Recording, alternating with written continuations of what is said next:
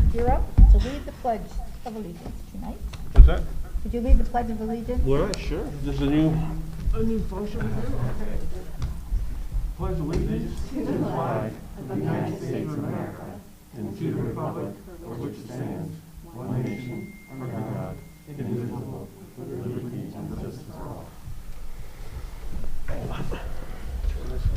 right. Is there a motion to approve the agenda? So moved.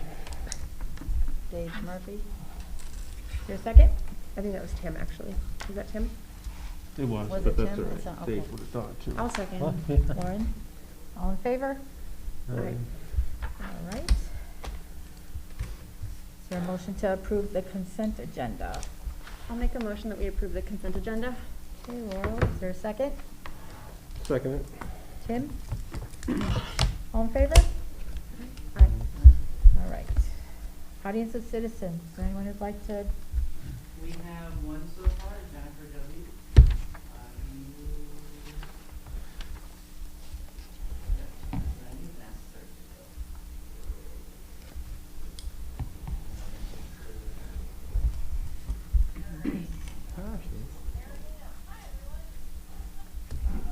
We can't hear. We can't hear. Oh, hard.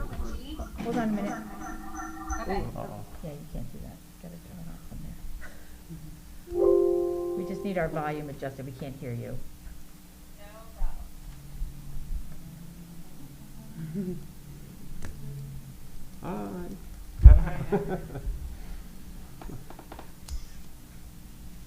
Are you guys all set? Yep, You're all got set. you now. Thank you. Yeah? Sorry, it's hard to hear you guys. Yes, You're good. we're all set. We can hear you, Jen. Okay, awesome, thank you. All right, so my name is Jennifer Witchy, and my address is 21 Cody Lane. And as some of you know, my family tested positive for COVID this past weekend.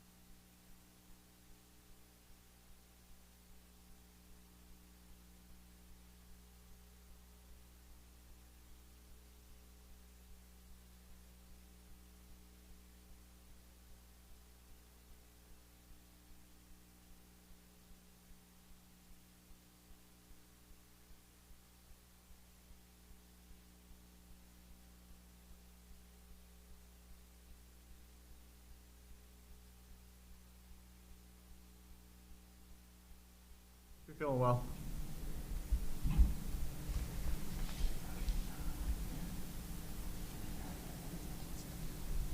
Is there anyone else that would like to address the board? Not at this time. No? Okay, we're going to skip the public school spotlight. The item that we were going to be discussing isn't quite ready yet, so we'll save it for next time. Do we have student reps for a report tonight? Does not look like they are. No. Okay, we'll skip that for now. If anybody joins late, they can maybe give us a report at the end. Communication and updates. Okay, two people just joined. Is that one of them? Is that Sean or Leah?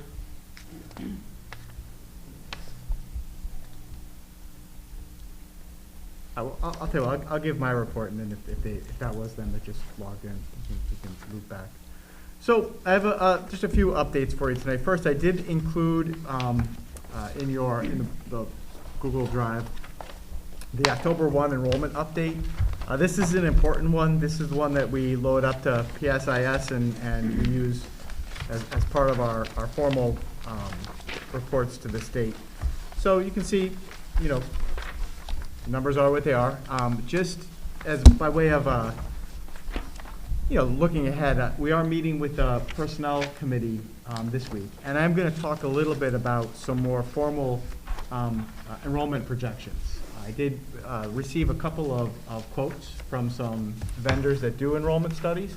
Actually, they came in way more reasonable than I was anticipating, and I think it's largely because, you know, a full-scale enrollment projection in a place like Middletown, where they're trying to figure out where to, you know, district their schools and what neighborhoods are what size, would be way more intensive. What I'm learning is I'm talking to some folks that doing an enrollment study for Portland is less labor intensive, and therefore it's a little bit less expensive than I thought it was going to be. I'm going to share that with the personnel committee tomorrow, and I do think it would be a really wise investment for us this year to take a look at what a 5 to 10 year projection of our enrollment would be. So more to come on that, but there is the October 1st enrollment figures.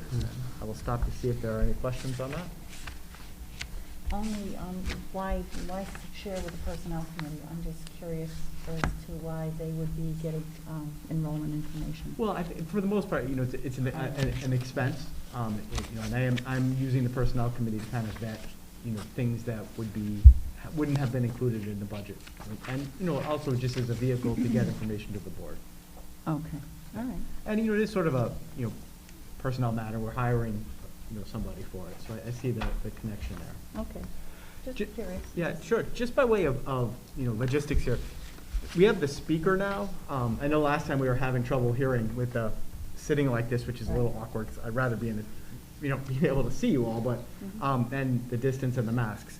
If you talk into that microphone, if anybody can't hear, just give a heads up, and maybe we can move a microphone closer. Like that? Yeah, so you can hear it over the. Get closer. Okay. Good. I do want to. It was a little uncomfortable last time, especially when that HVAC system kicks on, and Yes. you know, it's difficult. But I do want to thank Dave for responding to that, putting in the speaker there. That was Dave Kuzminski. That was very nice. I know, right? Moving up. Okay, second thing, I included it in last week's board packet, but I forgot to mention it. I think I was, you know, looking at other things, but we did have a resignation. Katie Williams, school nurse at Valley View, resigned. I interviewed a candidate today for the position, an outstanding candidate. I'm not going to share the name of that individual yet, because that individual still needs to give her current place of employment 2-week notice. We're going to miss Katie an awful lot. She was terrific at Valley View. We enjoyed working with her. She was sorry to go. She had another opportunity that she couldn't pass up. I had a lot of conversations with her on the way out the door. We're going to miss her and wish her well. But I'm excited that we do have somebody already, and that person will be starting, looks like October 18th if all goes well. And after that 2-week notice is given, next board meeting I'll be able to share with you who that individual is. Great. All right. I did include, and this was just something I received from Russ Melmet at the Chatham Health District that I thought was interesting. These are the vaccination rates by town in the Chatham Health District. You know, so you can see Colchester, you can see East Haddam, East Hampton, Hebron, Marlborough, and then on the very last page are Portland's numbers. You know, clearly, I think that, with that 100% of 65 and older residents are fully vaccinated tells you something, right? I mean, that's impressive. And then you notice how the numbers start to go down a little bit by age group, and then we end up at our 12 to 17 age group, which is a pretty important group in terms of, our schools. But even there, 58% of our 12 to 17 youngsters in town are now fully vaccinated, and 62% have received what that means partially means that first dose, right? So the numbers are trending in the right direction there. I think that this is interesting and helpful information for us. I did hear on the news that I think Connecticut is the second most highly vaccinated state right now. First, Number I thought. one? Yeah. Oh, go Nutmeggers. That's Yeah. great. So, I think from what I hear, that 80% number is what we're looking at in terms of, that herd immunity place. Yeah. So, I think there's something to celebrate here. Looks like the residents of Portland have been pretty highly subscribed to the vaccination. I think it's great. So I thought you'd be interested in that, and if Russ continues to share it with me, I'll continue to keep you updated on that. Then the last thing I have is I just want to let you know, you heard Jen talk a little bit tonight, and she self-revealed that what she was dealing with. Certainly, I would never share people's names, but we had a rough weekend, right? So, and today another one. So I just want to update you on the current situation in terms of students who are currently quarantined. At Valley View, right now, we have 16 students who are quarantined. At Gildersleeve, we have 25 students who are quarantined. At Brownstone, 16 quarantined. And fortunately, right now, we don't have any middle school or high school students quarantined. All those students who were are now back. That's where we are right now. And I just do want to, recognize one other thing and share with you a question that was raised this morning in the weekly Connecticut State Department of Education DPH call, right? As of right now, I can say, to my knowledge, we still do not have any evidence of in-school transmission of COVID, right? So that's a good thing, and we saw that last year too. Yep. Clearly, the masks work, and what we're doing in terms of our mitigation strategies is effective in that we haven't been able to identify a known positive student in school, and we've had many now, transmitting the virus to another student in school or a teacher in school. That really is starting to raise a lot of questions amongst, we sort of lay people, non-medical people, about whether we might now be over-quarantining kids. Right? And the question was raised again to the Department of Public Health and the Connecticut State Department of Education on today's conference call by superintendents concerned that by over-quarantining students, where negatively affecting families and their livelihoods, and taking students out of the classroom for extended periods of time. And the question is starting to be raised that if we're not seeing transmission of COVID in school, is that still best practice? Right? So, hands are being raised and the questions being asked. Clearly, we're following the addendum and following the guidelines. This isn't a local decision. It's something that we're expected to do. But for what it's worth, I'm aware that no COVID's being transmitted in schools, and yet I just gave you the numbers. We're still quarantining many students, right? It's just to sort of put that out there and let you know what I'm thinking about, and conversations that I'm a part of are being held, right? Nothing will change for the foreseeable future, but it is on the top of people's minds. The other thing I just want to point out, and it speaks to what Jen Witchey said. Our nurses are doing an amazing job, and our administrators are doing an amazing job. And I think part of what I'm hearing from our administrators and our nurses is that in some cases when we're calling parents, whereas last year when those calls were coming in, they may have been sort of novel, and people were responding positively and understanding. And also at that time, don't forget, many parents were able to reap that 40 hours of time, paid time off under the Coronavirus Relief Act, Right. to stay home if they were quarantined, if they were sick, or they had to care for a dependent. Well, this year the novelty is definitely worn off, and that relief time is not available to families. So certainly I understand the frustration of some parents when they're getting those calls, right? I would only ask that, much like I asked our parents, please don't blame the bus drivers or get angry at the bus drivers when they're trying to cobble together routes. So too, I think it would be inappropriate for our parents who are frustrated to take that out on the nurses. Right? We're doing what we need to do, and the nurses are doing an amazing, difficult job, and sometimes they don't want to hear it. Like if they're getting it back. We all understand that this is difficult for families, but we don't really have the ability to change practice right now, and we have to continue the quarantining process. So 2 questions. Quarantine is 7 to 10 days, correct, instead of the 14? 7 days, negative test after 5. And to summarize, to recap, what we're finding is that kids who have been quarantined are not spreading COVID to other family members. We're not seeing that there's a spread between students who are quarantined, that they go home, they're quarantined, they come back. There's been no further future COVID cases from those quarantined kids. Correct. What's happened is students who are home because they're COVID positive are isolating. Right. So a quarantine student is a student who was exposed to a known positive individual. Yeah. Right.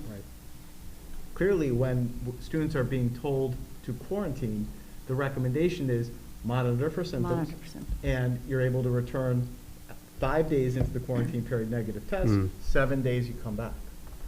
What we haven't found any evidence of is a known positive individual transmitting the virus to any students who are quarantined yet. Now, we certainly would know that because the test would come back positive and the student would move from quarantine into isolation. Right. So, again, it's just, I have no answers. I just want to, keep the community and you updated that the fact remains we've quarantined and are quarantining many people, but to date, fortunately, we haven't seen any in-school transmission, and I'm aware of that fact, and that is being shared as clearly as we can with the folks who are making the decisions about whether we need to continue this quarantining process. Yeah, I think that was important to repeat that so that people know that we really do not see COVID in the schools transmitting to our students, that it's obviously coming in from outside, but that's wonderful. That's really good news. Yeah, that's great. It also shows, I think, some of our policies around masking and vaccinating our school staff are predictably helping to solve this. And also, interestingly, this is an example of how federal policies dictate local policies. Right. Because in most, advanced countries, there are 12 weeks or more of paid sick leave. We don't have that here. And that, I think, has probably become apparent how that trickles down to some of the local problems that we face. Interesting time for that to be happening. Thank you for sharing that. And I will tell you, just on a very human level, I have had some heartbreaking conversations with Yeah. parents home caring for a quarantined student who are hourly employees and Right. unable to work, and it is, those are difficult conversations to have, especially when there's not much I can do about it except, offer empathy and then connect people with resources in the community that might be available to help. So. Wow. Yeah. That's everything.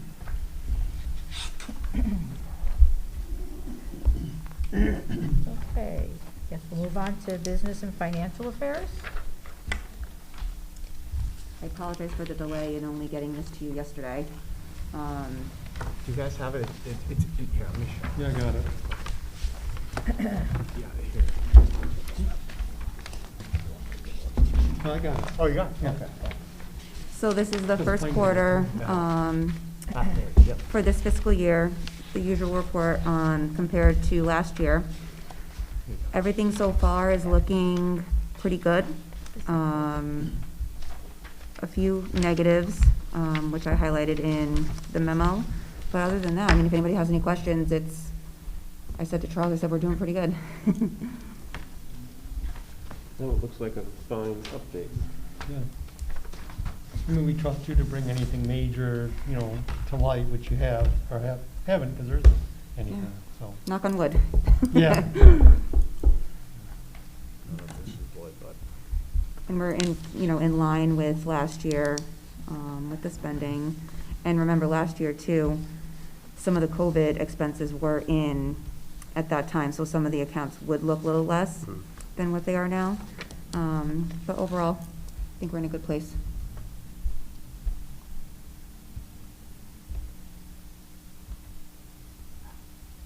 Any questions? Just trying to read the memo. I read the memo earlier. I don't have a copy in front of me. I'm just trying to see. I don't think there was any questions. I think I had a quick question. I think you sort of addressed this, and I just wanted to clarify for myself. I mean, with the caveat that things could change for better or for worse with our, 56005 and 56001. Those two accounts that you anticipate that when excess cost is applied, that will fully make up for the current deficit? Yep, right now, excess costs with the current students that we have, we should receive about $260,000. So that offsets those negatives and then the transportation that goes along with it. Transportation doesn't show a negative because there's some savings right now in there because of the busing situation. Right. But again, you know, that could change for positive or negative. Sure. Just kind of goes as the month goes, but right now, we're anticipating about $260,000 in excess cost. Thank you. What line was that? The 56003 and 56001, the tuition to private sources and tuition to LEAs in state. We're status quo right now. The same number of students that, you know, were last year are still here. Nobody's left. Nobody's come in. That would be a high needs outplacement. I had a question. If you were done down there, were you guys done? Go ahead, Jim. Were you guys done? Did you have? Oh, yeah, go ahead. You sure? Okay. You said about the legal services or the negotiation services. Yeah. Just for my own self, when I can't really get any closer to the mic, can you hear me? Mm-hmm. Yeah. When we have our attorney involved with us with negotiations, does that come out of the negotiation line Yes. or the legal services? Nope, so negotiation is specifically So that- our negotiations that we're doing right now. Legal is anything district related, that would be legal Other advice. than- Yep. Okay. So that 30012 is specifically for Yeah. Well, our contracts, yeah. And the mediations. And the media. Yeah, that's what I Yes. said. Thank you. That's why I went over. Yeah, That's why I went over that's- because of that. Yeah. So does that amount and the negotiation services include the cost of the mediator? So it has been paid for the most recent contracts we did, so that does include that. And that's a shared cost, right, with the? Yeah. Yes, with the and we union? split it half. Yeah. And what we're seeing there in that line is just reflecting expenses for the two negotiations that we've already completed, and we know we've got 4 more upcoming. So do you have any projections about how far over you anticipate we'll end up? Well, it depends how long, you know, we've gotten through the longest ones, I believe, maybe one more longer one. So that's why we're, like, right now, we've got encumbered another $4,437. We've spent 8 in 2 months, you know, 8,800 in 2 months. Yep. It'll be easier to say, I think, maybe after we start the next one and we see how long that's gonna go. Okay. It's hard to tell. Yeah. Is there a crystal ball in that budget? You know, I don't know if we're gonna need mediation again, I don't know, Right. you know. So then, yeah. Let's hope not. That's why it's nice kind of having them all at once, so then now we won't need to spend any money for the 2 years, if we go that route. I know we may not, but just in case. It's a very thorough update. Thank you. Thank you, Stephanie. Are there any other questions from that end of the table? No? I just Laura? have one, related to the natural gas. Was there another gas leak last week? Was there a what? So there was a smell of gas. Okay. But it was investigated and it was not a gas leak. Okay. So that wasn't like we had to spend the money to Right. bring in perfect temp and do all that work this summer. It was Right. a That's what I was very worried. small, easy fix.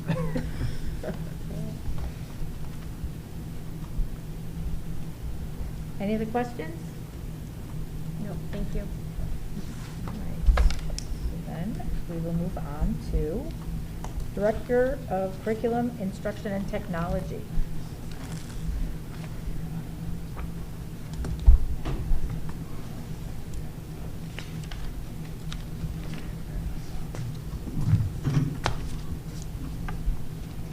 There we go. Everyone, can you hear me?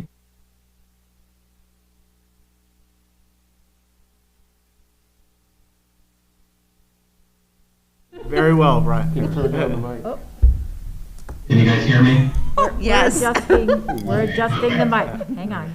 Okay, so I'll just start by saying, pardon my casual appearance tonight, but the battle lines are drawn and go Yankees.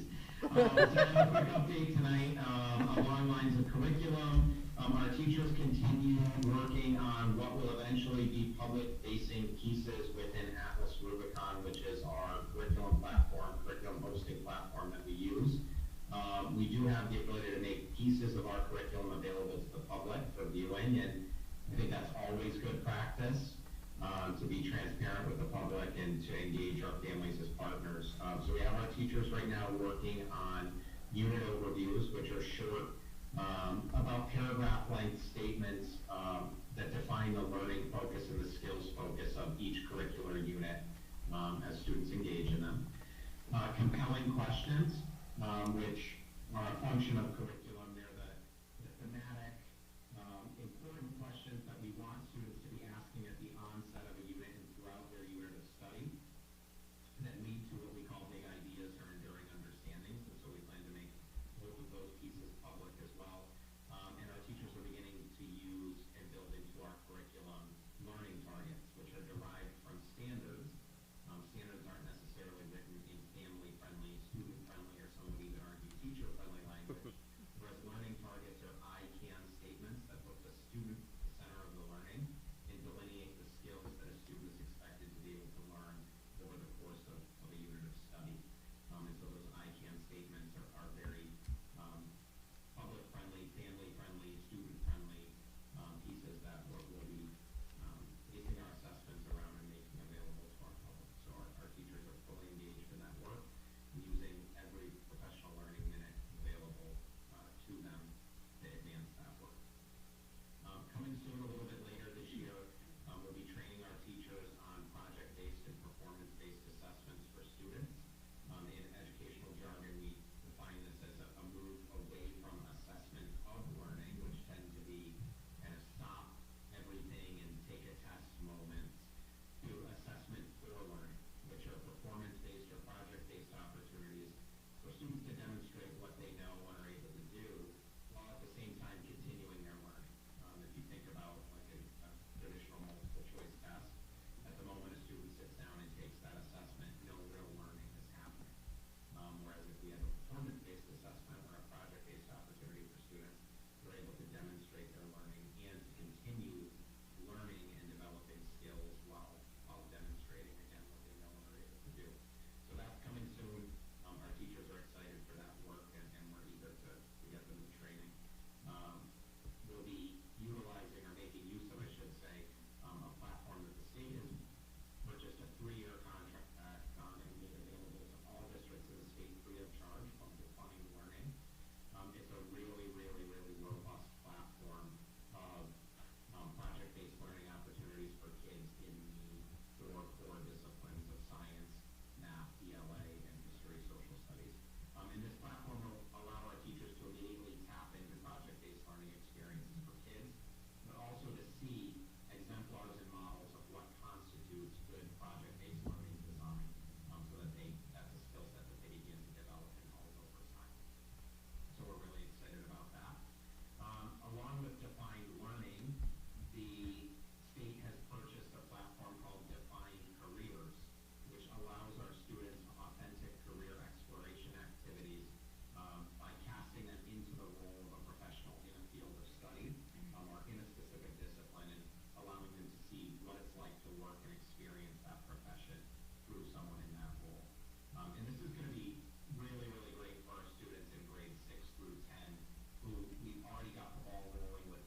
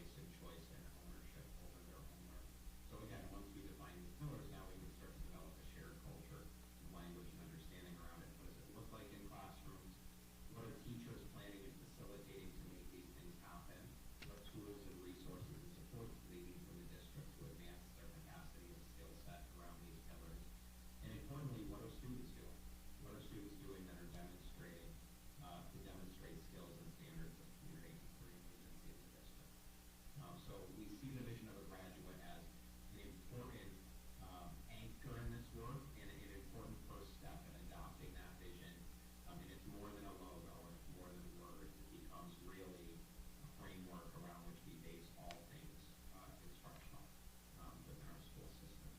So we're very excited about that. In other news, fall PSAT testing at Portland High School is scheduled to take place later this month. We will be testing all 9th graders and all 11th graders this fall. 9th graders test as a baseline, their first time taking a PSAT in advance of their SAT test that they'll take for the state in junior year. And we give it to our juniors in the fall as it's a scholarship opportunity. It's the National Merit Scholarship qualifying test version of the PSAT for students in the fall of their junior year.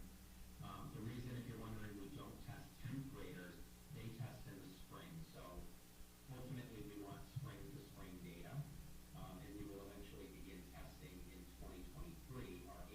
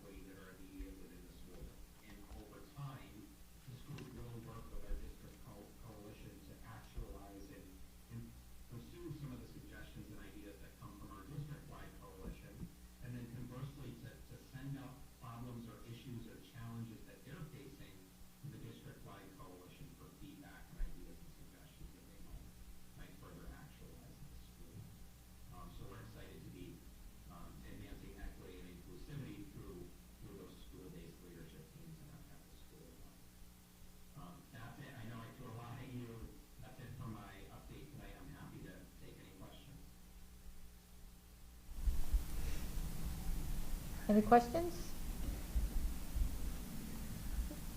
No, the report was very good, Eric. Thank you. Thank you. Okay, thank you, Eric. Thank you. Thank you. Go Yankees. All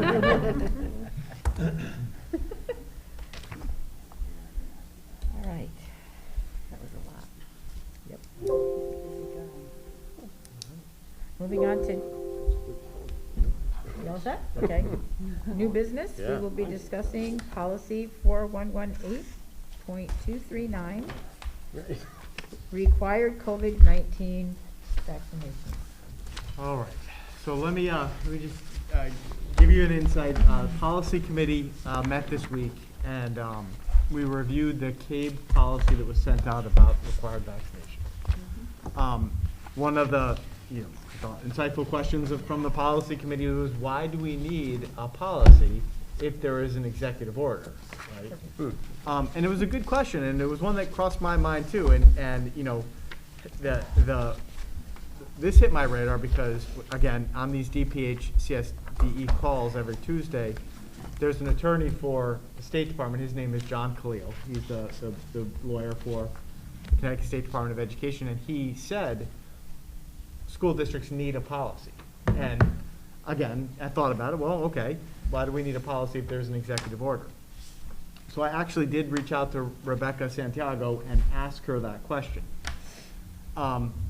She read the executive order perhaps a little bit more definitively than I did, and pointed out that on page 10 of the executive order, there is language that says, and I highlighted it in here, that schools shall implement a policy in support of this executive order. So obviously, the lawyers interpret that to mean if you shall implement the policy, you need a policy, right? So just pointing to the executive order as the basis for the required vaccination or weekly testing for existing employees, or vaccination requirement in only 2 reasons for exemption for new employees, wouldn't be enough. We do need this policy. So CABE is very helpful in these things, and they did put together a policy for us, which is in here. It is P4118.239, and they put together the regulation, which is R4118.239. I've reviewed them. The policy committee reviewed them. They're tongue in verse what the executive order says, and they're exactly what we're doing right now. So even before we've had this policy, I want to assure you that at this point, I've communicated with all of our faculty and staff. Everybody has provided me currently their proof of vaccination. I'm still collecting attestation forms. I was working on that today. I expect to have those by the end of the week. Or they've given me a religious exemption, a medical exemption, or have told me that they intend to refuse the vaccination. There are 9 people that are in that category, and so far I've collected 2 test results from them. And I will continue to collect weekly test results from those 9 individuals until we end the policy and the governor relaxes the executive order. So we're already in compliance with the policy. This is sort of a effort for us to respond to the executive order, which, again, as Rebecca will remind us, does carry that force of law that we're expecting And to. force of purse strings. Yes. Yes. If we don't comply. That too, correct. There is a monetary penalty if we do not. So, I'll make a motion.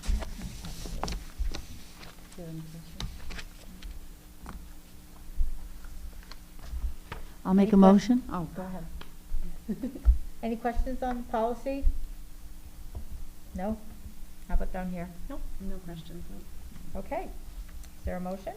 So I will make a motion that we accept policy P4118.239 and the regulation 4118.239 as presented tonight as policy regarding vaccinations. Is there a second? I'll second that. Okay, Dave Murphy, second. Any further discussion? Yeah, this is our first reading on this, right? So should the motion be stated in such a way that, no, we're waiving a second reading? Yeah, probably. Good point. Maybe we could just amend that motion to include the board To make this, agrees to waive second reading and adopt the policy on first. All right, so Ellie will make a a note that we've amended the motion. Thank you. No, good point. Okay, is there, I guess we need a second to approve the motion as amended. I'll second the amendment. Okay, Lauren? Any other questions, issues, comments? All in favor? Aye. Okay. That is unanimous. We have nothing under old business. So we will move on to committee reports, curriculum. There was no meeting this month. There will be one next month. Policy. Nothing, after this policy, we'll get something on the books for the next meeting. Personnel, we've been busy. We are, have a couple of the contracts just waiting for approval, and we're going to be starting on the others in November, so we should have an update on those coming soon. Building and grounds, There's nothing for building and grounds. conservation and renewable task force, Nothing today. CREC liaison. CREC is in the process of combining 4 schools into 2 new schools, and there's more to come, but one of them will be a school of computer science and engineering, and the other one will be an international K-12 combination of schools.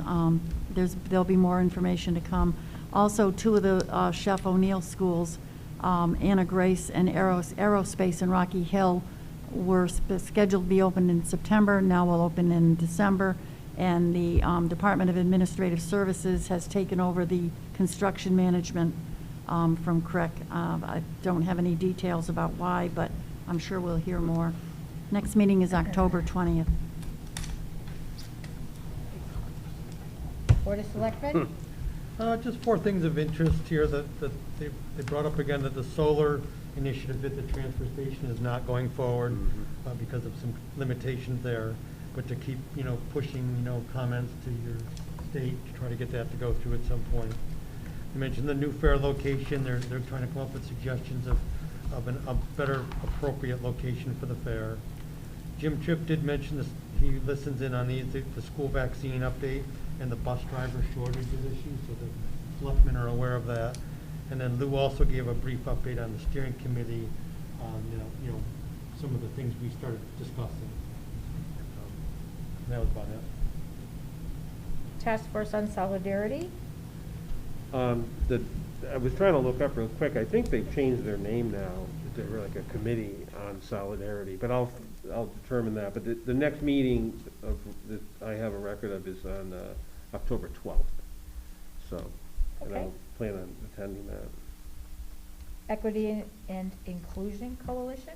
I believe we meet next week, We meet, the 2 next weeks meeting is the 19th. 19th. We had our as Eric had said, we had our meeting in September, and it was a good meeting.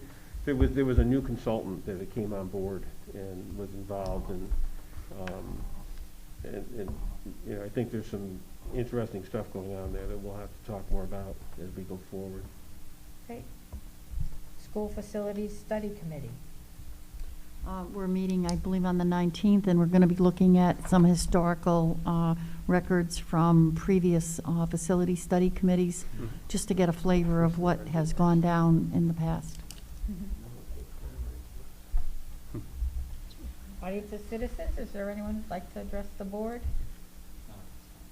No? Okay.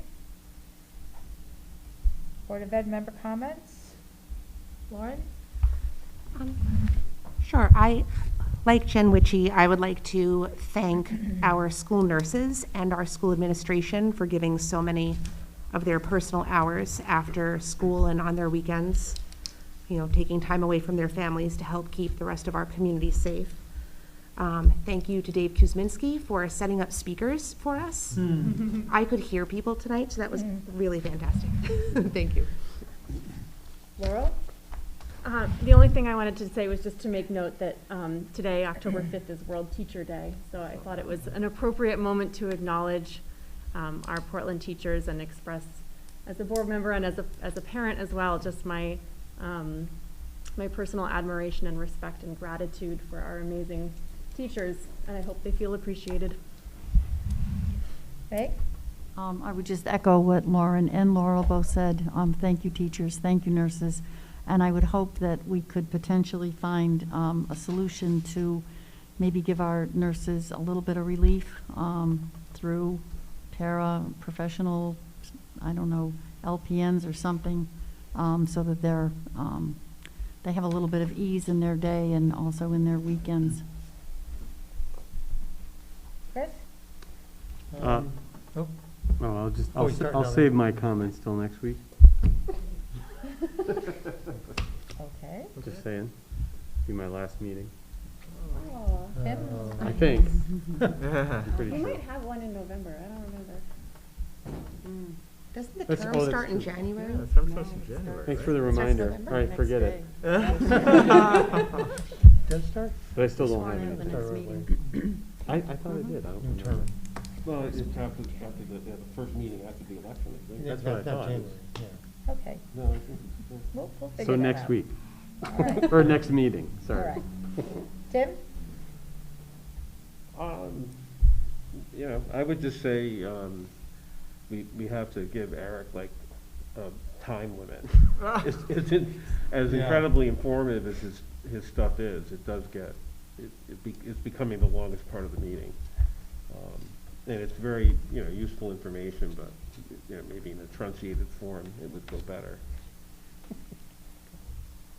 And that's not to say I don't love all the administrators, because I do. And the teachers, and, thank you. Dave? I have a curiosity question. What's the excavator doing at Valley View? Oh, I was gonna save that for next week. You guys saw that, right? Yeah. Every time I drive Good by. question. Yeah, Didn't if think you I would remember see the that. Gildersleeve grant that we got last year for a new playscape Yeah. at Gilders at Valley View. So this is for our youngest students, and it's age appropriate for pre-K. So I was gonna make that a highlight next week, but obviously everybody can see it happening. Yeah. It's been cool to watch go up, and from what I understand is it's quite a hit at Valley View to see the diggers out there. I bet. Oh, Yeah. The current preschool students are really enjoying watching what's Oh, happening. yes, Every time I I know. drive my Yeah, son to yeah. preschool at Valley View, Yeah. when we drive by, he says, they're building that playground for me. Yeah. Also, that means the end of the kid cage, right? Yes. Well, no, the fence will still go around. it. Oh. So, we don't want any runners towards the Oh, road. right. Right? So, but no, that's Hopefully gonna it's be. bad. That's gonna be very exciting. I can't wait to see it. But it's been fun to watch it go up. Yeah. So, but Great. that is another. By the way, and again, I will recognize this next time when we can actually show some pictures of Yeah. it. But that is what the Gildersleeve grant does for us. And it's- Great. Which is absolutely wonderful. So. Yep, that's great. That is. So I would just echo the comments of everyone, thanking all our teachers and the nurses, and hope that everyone can try to maintain the community spirit that we've had over the last year and a half with this pandemic, which hopefully, looking at those vaccination rates, will be ending soon. As difficult as it is, it's difficult for everyone in a different way at a certain moment in time. So it's just important to remember that. And I also just wanted to mention that the Portland Social Justice Coalition and the library and the town are having a panel event regarding fair housing issues on Wednesday, October 13th on Zoom. If anybody's interested, I just wanted to mention that.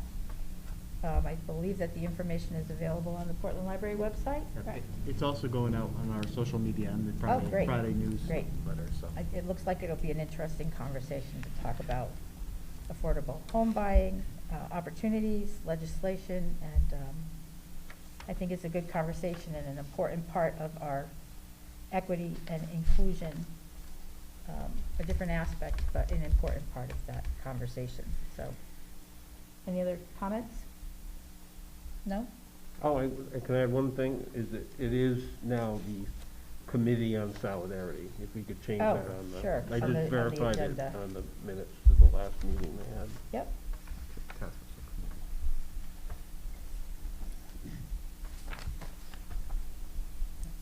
Okay, we don't have an executive session, so we don't need that for the action items. Is there a motion to adjourn? I'll make a motion to adjourn. I'll second that. Meg? All in favor? Unanimous. Great. Thank you all. I think this is a Not record. bad, wow. It's a record. It's a record.